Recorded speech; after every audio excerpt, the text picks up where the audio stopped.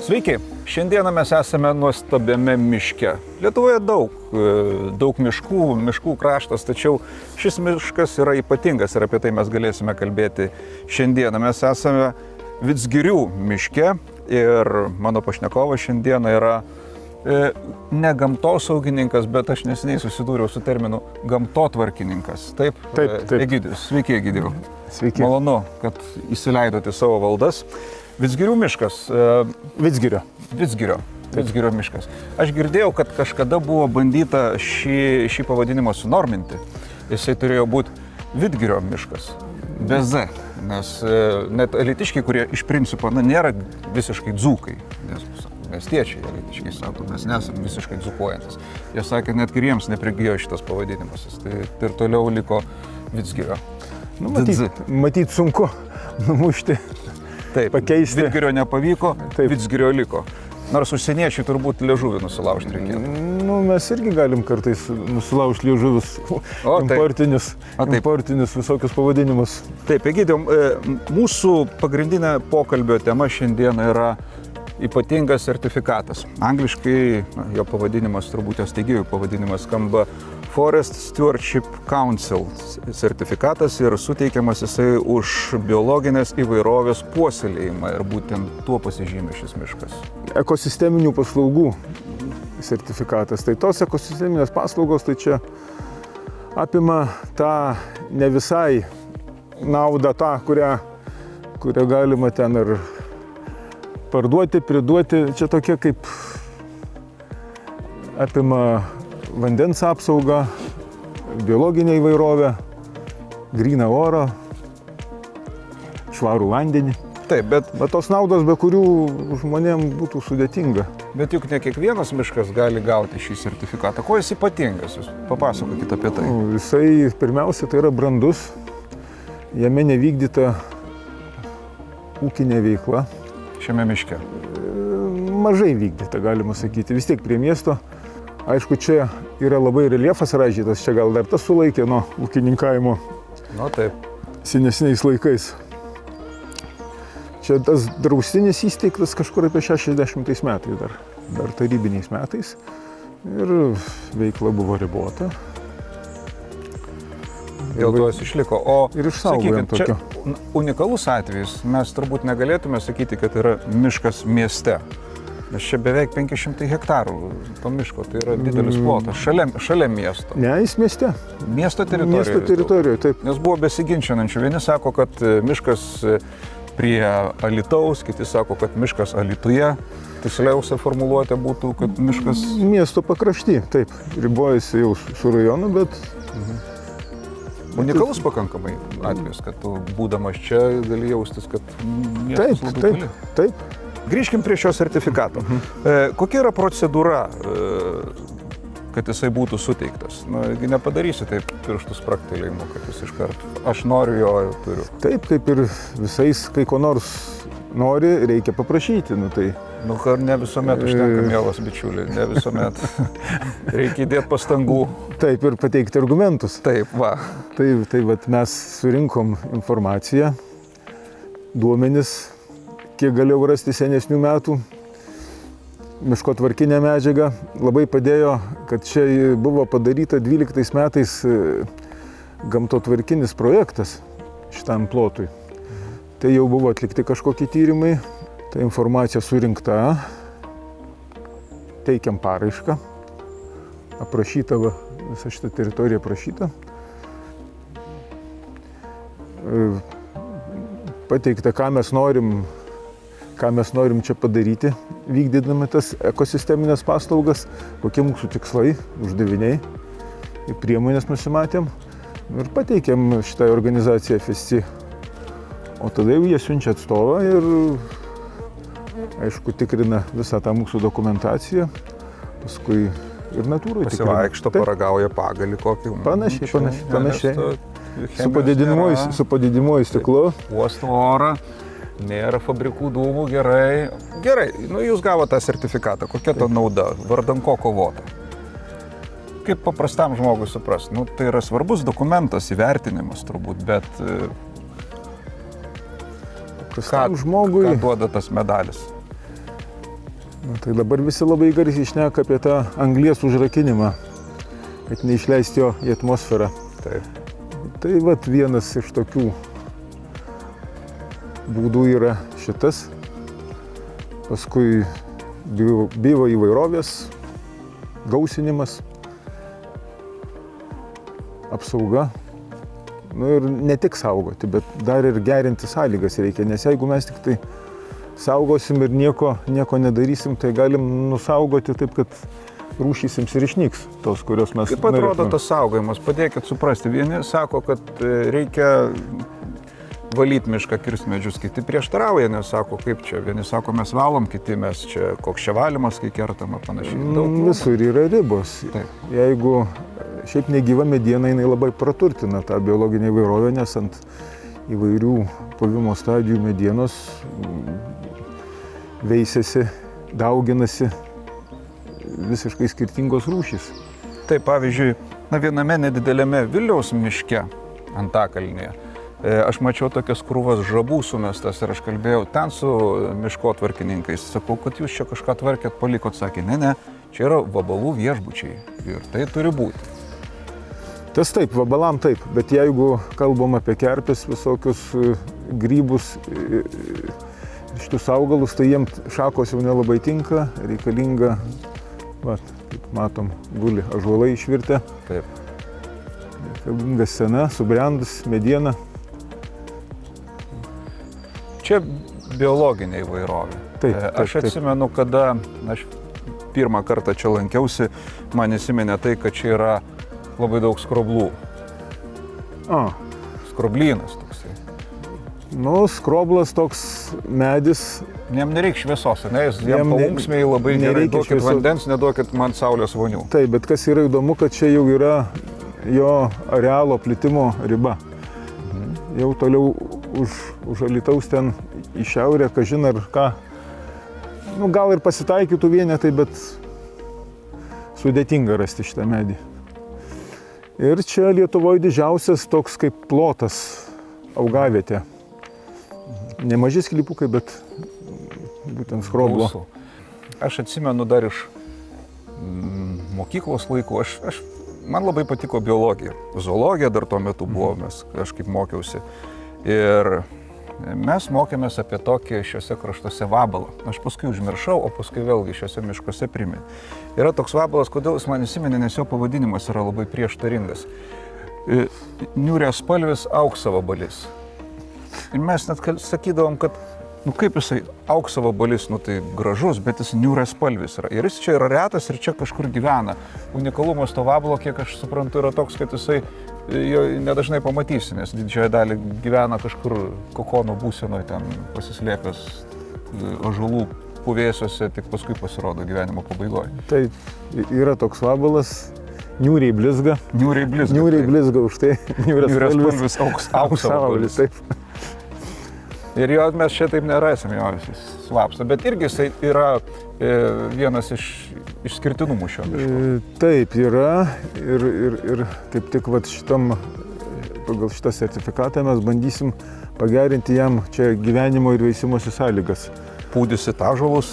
Ne, jie patys pūva, bet tiesiog jam reikalingas apšviestumas.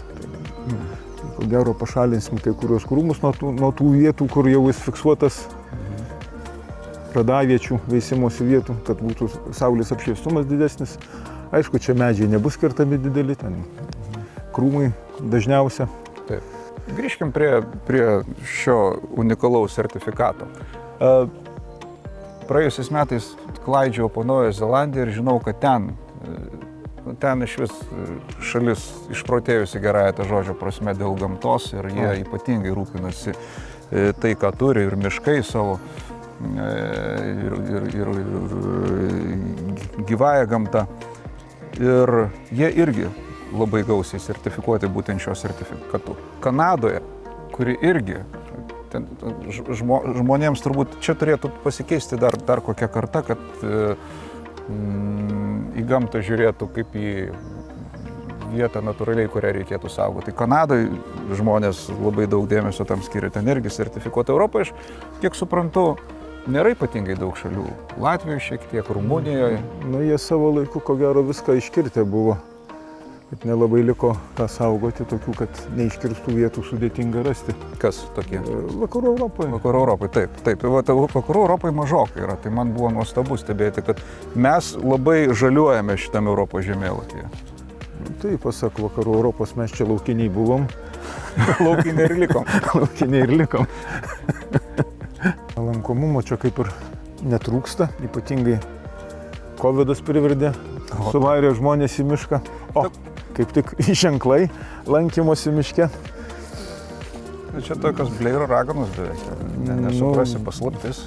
Būtų gal Gediminaičių stulpai, o gal čia kokios runos. Taip, mes kalbėjom apie tą laukinius laikus, ar ne? Taip, bet čia turbūt kas, žmonės turi savo matymą, ateina į miškus, bendrauja su gamta, plačiaja prasme. Nu, ne tie kenkėjai, kur neša šiukšlės. Daugiau dabar gal net atsiranda tokių, kur dažniau išneša šiukšlės iš miško, nes vis pamiškiai randu maišą, prikrautą šiukšlių ir padėtą, pakabintą taip, kad dar galėtų ir kitas įdėti tą šiukšlę. Kol mes vaikštom visą šį laiką, aš tiesą pasakius nepamačiau nei vienos šiukšlės, tai jau turbūt neblogas ženklas yra. Kaip Jūs galvojate, ar žmonės sąmoningėja ir... Sąmoningėja, bet ne visi. Ja. Lėtai sąmoningėja, mes ją paimsim šitą. Taip. Netgi depozitas. Nu, pinigus mėto. Taip. Miškininkai savo akciją susigalvojo. Miško kuopa. Kuopa. Nu, kuopti. Nu, gal kaip kuopa kuopia. Kaip kareiviai miško, kaip sargai, kurie eina ir renka ištisus metus. Tai nėra vienkartinė akcija. Metuose būna ta kaip akcija, tam tikra, kaip laikas skirtas akcijai, bet vyksta kiaurus metus. Renkam padangas, dabargi girininkai važinėja su tokiom mašinom, kur gali įsidėti kažką.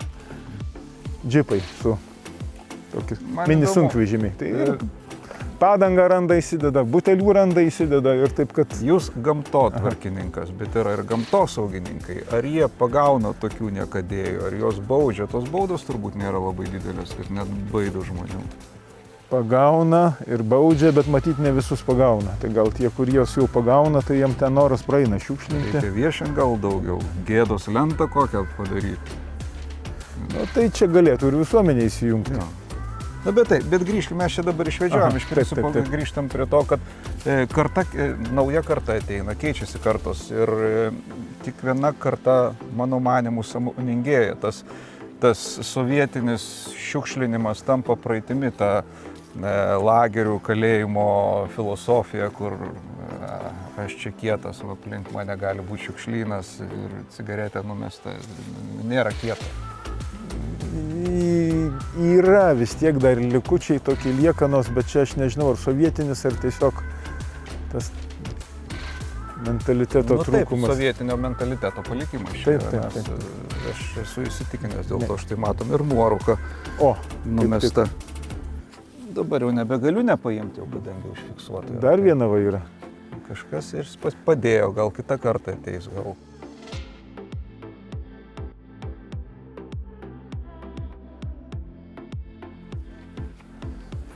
O tos samanos, kurios yra ant šių medžių, jos irgi duoda užuominų miškininkui. Taip, nes čia dar yra išskirti plotai ir kertinės miško buveinės, ir aerobinės svarbos miško buveinės pagal augančius augalus. Yra ir išskirtos pagal metodologiją skirstymo. Tai čia.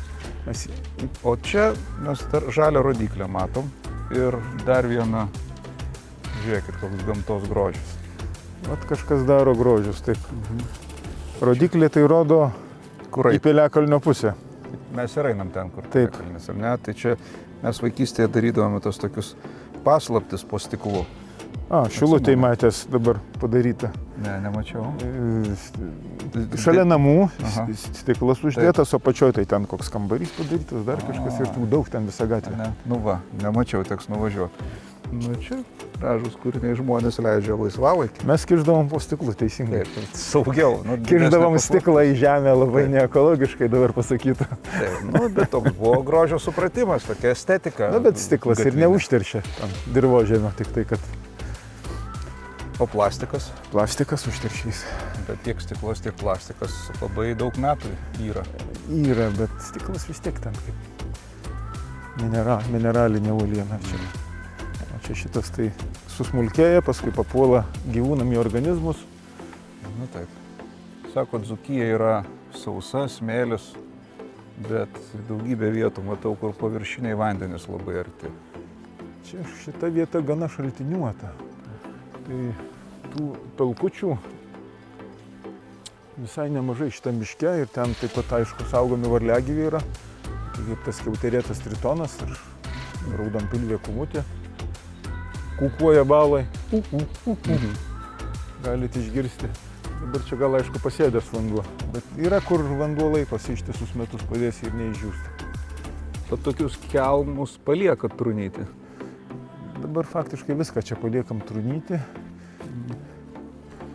Aš čia įsivaizduoju, kad Va čia galima, ko gero, gal ir būtų vabalų galima galima rasti rasti, šito ar niuriaspalvio. auksavabalio kažkokių tai gyvenimo pėdsakų. Nes aš žinau, kad jis mėgsta būtent tarp tokių trūnyjančių ąžuolų būti. Taip, taip. Tiesa, ne, kad jisai pasirodo tik tai likus keliom savaitėm iki gyvenimo pabaigos, jau toks jau rimtesnis atrodo, visa kita kokonas, lerva tokia. Taip. Kartą kišdamas ranką į lapus, norėdamas pravalyti lietaus vamzdį nuo namo. Yra tokie padėti būna filtrai, kur lapai, kad nepatektų. Norėjau išvalyti, ėmiau ir kažkas man žiūriu, kad labai durė, pasižiūriu šikšnosparnį ištraukė. Jisai vargšelis tiesiog nusileido vamzdžių iki apačios ir užstrigo ten. Bet gyvas dar Jis buvo? gyvas buvo, tiesiog laimingas sutapimas, kad aš tuo metu nusprendžiau pravalyti latakus visus. Jam pasisekė. Jam pasiseka, man irgi nesikando nei iki kraujo, tai aš Batmanu tuo nepavirtau, reiškia. Mes atėjome iki Piliakalnio matomai. Tai čia tas Radžiūnų Piliakalnis, užlipsim.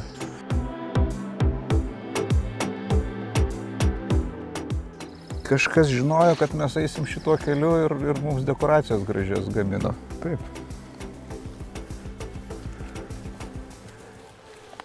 Gal po mūsų šito pasakojimo atsiras šių meno kūrinių autoriai ir parašys žinutę ir papasakos, kodėl jie tai daro. Įdomu. Kad tik tai viena bėda, kad kai pasigauna medijos idėja kokia, kad neatsirastų tų kūrinių daugiau negu medžių. A, na taip, tas irgi.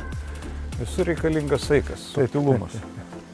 Ką jūs, jūsų darbo dalis, jūs ką darot? Stebit, žiūrit, koks procesas, kaip tai atrodo? Tai dar į pareigas eina ir stambių plėšrių lizdų skaičiavimas, stebėjimas. Lizdų? Taip.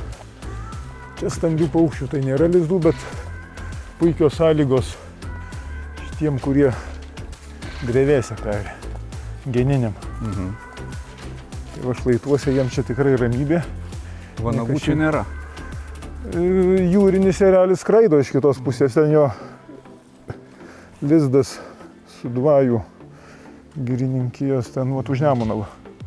Tai galima jį pamatyti, bet lizdų čia nėra lizdų. Piečiau šiek tiek ten, merkinė ten vanagų nemažai yra. Tai ir čia užtenka tik tai, kad Vidzgirio miške būtent šitie didelių lizdų nėra, čia neperi. Čia reikėtų žiūrėti tą reliefo žemėlapį. Ir čia iš tikrųjų kažkada buvo pilis? Gynybinis įtvirtinimas, taip. Vadinkim taip. Ja. Mūrinė tai Medinės. ko gero ne, bet medinė tai tikėtina, kad įtvirtinimas Medinės, kažkoks buvo ir jį galima vadinti pilim. Čia dėl to tiek ir beveik nieko ir neišliko, nes medinės visos buvo tuo metu. Taip. Mes taip niuraspalvio auksavabalio neradom, bet užtat radom gebenę. Ir iki viršūnės, va, vynioja. Nu, bet Nu, koks grožis, čia atrodytų, kad kaip galima padaryti, čia atrodytų, kad specialiai prisegęs, tu ruoši medį gražinį, dekoracija tokia. Gamta padaro viską pati. Įspūdingas pavyzdys. Tai va čia visas šlaitas, kur beveik hektaras čia, tokių va, vienoje vietoje. Irgi viena iš priežasčių unikalumo šito miško. Taip, čia viena iš daugelio rūšių, kur saugomų yra. Mes jau pagal šitą sertifikatą apsėmėm prižiūrėti, didesnį dėmesį skirti šitom dviem rūšiam, auksavabaliui ir gebeniai. Vykdyti monitoringą tokį didesnį ir žiūrėti, kad nesikeistų sąlygos, neblogėtų. Kaip manot, kiek metų reikia tokiai gebeniai, kad taip išsubujotų? Aš nepasakysiu dabar metų. 10, 20, čia panašu, daugiau, kad gerokai daugiau. Čia jau sena augavietė, taip negalėjo taip išplisti. Čia yra daugiau augaviečių, bet tokios nedidelės, po 10, po 20 arų, bet kad hektaras vienoje vietoje, aš taip neteko man kitur matyti. Nuostabu. Ačiū, kad aprodyt vietų, kurių neįsivaizdavau čia esant. Numečiau svorio, kalorijų sudeginau, bet didelis privalumas tas, kad čia šitame miške vėsu. Net dabar Alytuje esant kokie 26 laipsniai karščio, čia vanas, vėsu, gražu. Ačiū, Egidijau, labai. Ačiū, kad supažindinat. Malonu buvo susipažinti pačiam.